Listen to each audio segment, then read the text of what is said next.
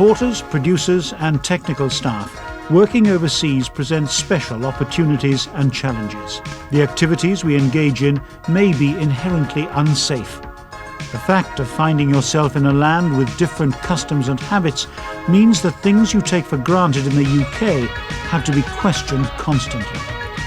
The International Committee to Protect Journalists says that in 1991, at least 66 journalists were killed, 156 were physically assaulted and 324 detained while reporting the news. For the BBC, as well as other major news organisations, the protection of their staff is paramount. In this video, we'll be looking at situations where crews have found themselves in danger and what, if anything, they could have done to make themselves safer.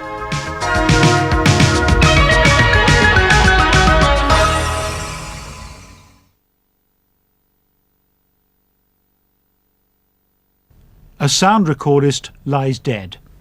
A convoy of 12 journalists has blundered into a minefield. One of them walks into a mine. There's confusion in the group. The army arrives.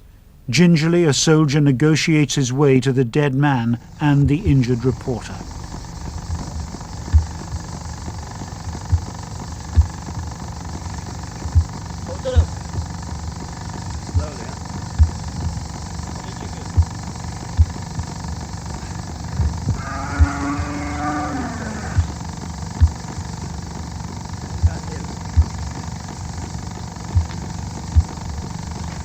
As the reporter is led to safety, the cameraman feels himself stranded.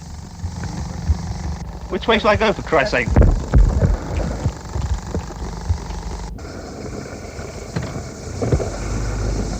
This only goes to show just how badly defined the front lines are in the war between the Turks and the Greeks here in Cyprus. At least on the Greek side, the minefields are marked very clearly. Barbed wire and signed lines.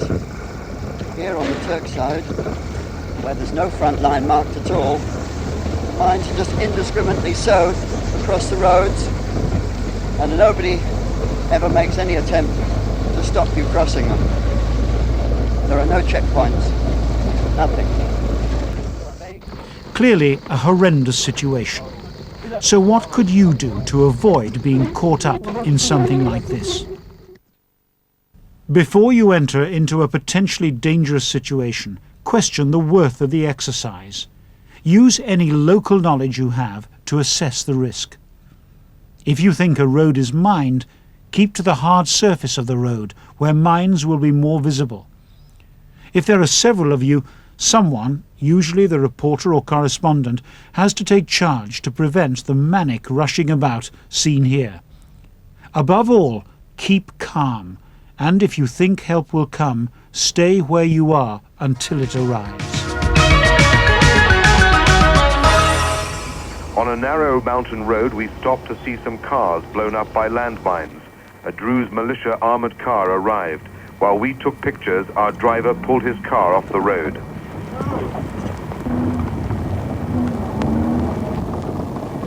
Just what we'd feared, another mine had gone off.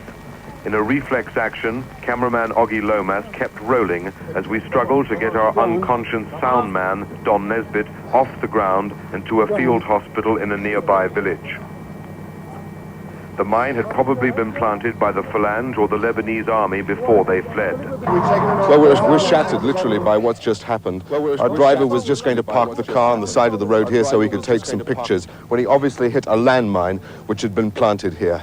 It's through the car, as you can see, right across the road, and it's landed over there. Our sound recorder has just been taken in an armored personnel carrier to a hospital, and we're just about to take our driver as well. Our American car was big and heavy, and that probably saved the life of our driver for aid treatment at the American Marines base near the airport, before taking Abed to a hospital in Beirut. We parked on the road up in the mountains, and then a tank was coming down, so we pulled to the side to let him pass, and there was a mine on the side of the road which blew the car right over the top of us. and that's So you're lucky to very lucky, yes. Here, the problem was the unexpected, the driver who reversed off the road. The crew acted correctly. They kept to the tracks of those who had gone before and made sure they were on safe ground before getting out of the vehicle. In a war zone, remember that roads that were safe months, weeks or even hours before may not be now. Situations change rapidly. If you don't think it's safe, don't go, whatever pressure you think you are under to get a story.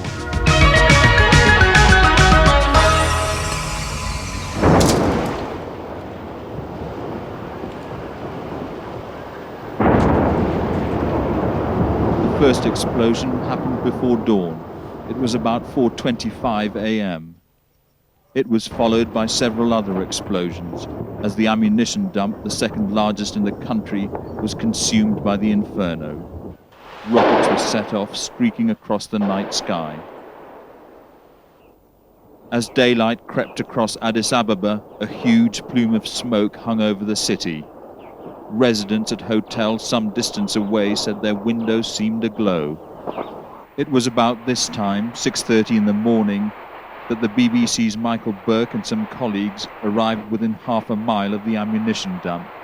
He takes up the story.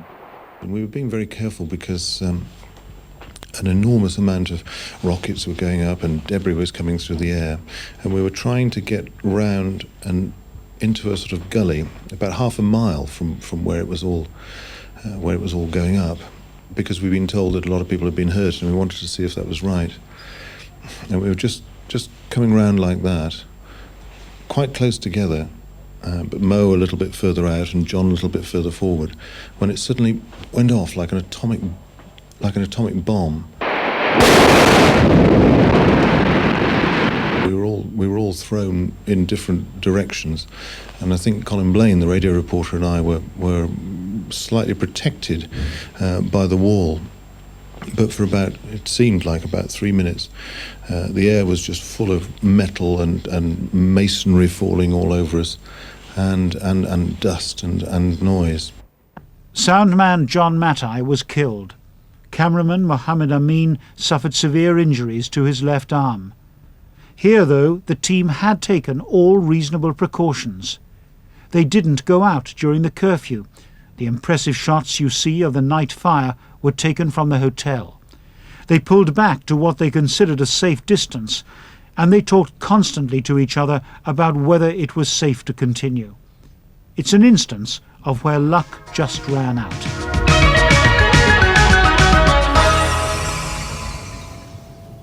The cameraman who died had been working with patrols of the Croatian National Guard near the town of Kostunica, in constant danger of being cut off by Serbian forces. These were some of the pictures he shot at great risk to himself. There is no fixed front line here, but mines, ambushes, and a constant probing by each side of the other's positions. Last night, the Croats ran into heavy Serbian fire.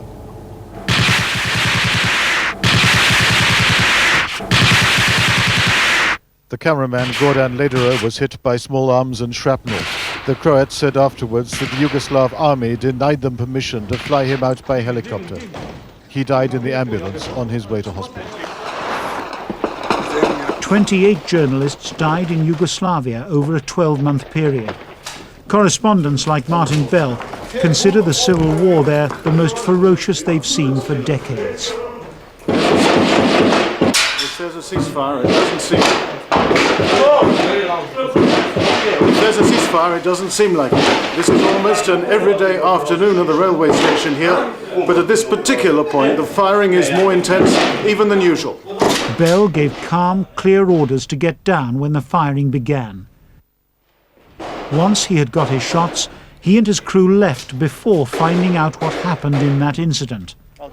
Get in and get out of trouble spots. Don't hang about. In war zones, always report from one side or the other. Don't go into no man's land. If all seems quiet and there's no traffic about, question why. It's here that having a local crew can help.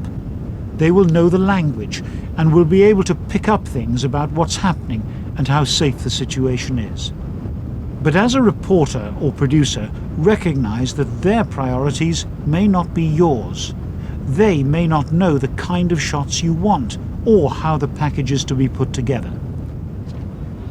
And if you're going into a war zone, wear protective clothing. High-velocity flak jackets and sometimes steel helmets are now issued as a matter of course to reporters and camera crew. For the fashion conscious, or in my case the superstitious, the heavy-duty flak jacket also comes in a tasteful shade of white. I admit to being a late convert to this thing because it certainly slows you down, and even with it you're not invulnerable. But you have to know that the decision to wear it is a matter of life and death. Is there more than one model, or is there just one sort? When trouble is brewing in Seoul, it's best to be prepared. Yeah, this is made in Korea. The connoisseurs of such moments recommend one particular shot. Is it going to protect us from tear gas? Because I know it's a particularly noxious sort here. Yes, this will protect you from the tear gas.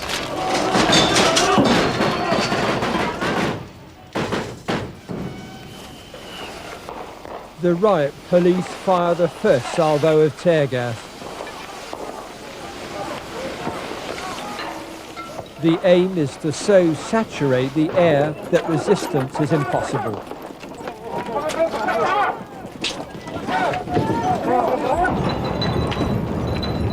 These are mean streets to be on, even with the help of a shield.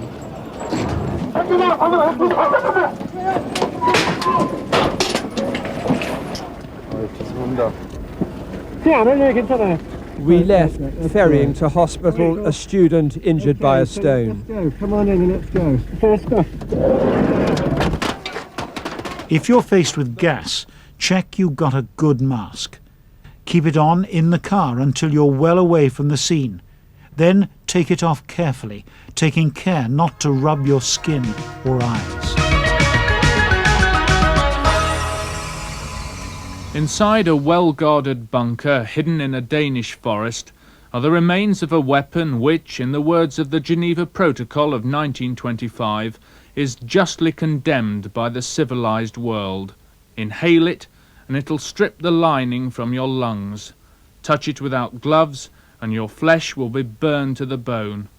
Its chemical name is dichlorethyl sulfide, better known as mustard gas. We and Professor Hendricks had our own lesson in the dangers of even the less lethal chemical weapons when Revolutionary Guards insisted on showing us the contents of an unexploded shell.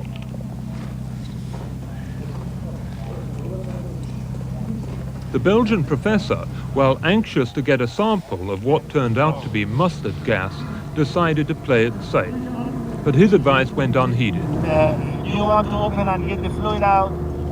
You don't want to open it and get the fluid out? میگه نه Too dangerous. No. اوکی بگیری که دیگه تموش کن. نه بازش کن.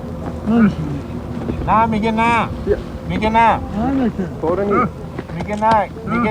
میگه بازش نکن برای که خطرناکه. نه میگه نکن.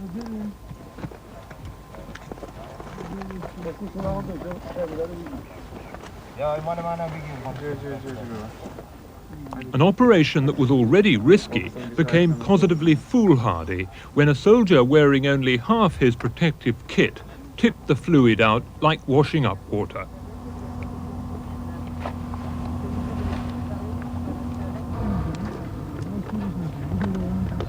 He developed burns on his arms a few hours later.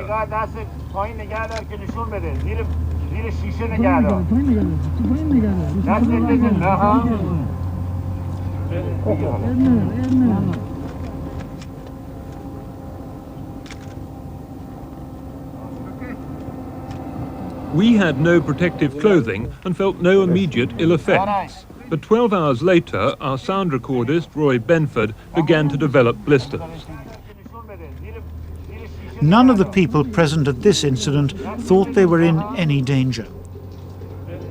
But afterwards, they all knew they had been far too near. So, if in doubt, pull back. Use your own judgment about the danger. It's all too easy to get caught up in events. The BBC hopes that with its increased commitment to safety, this sort of incident could no longer happen.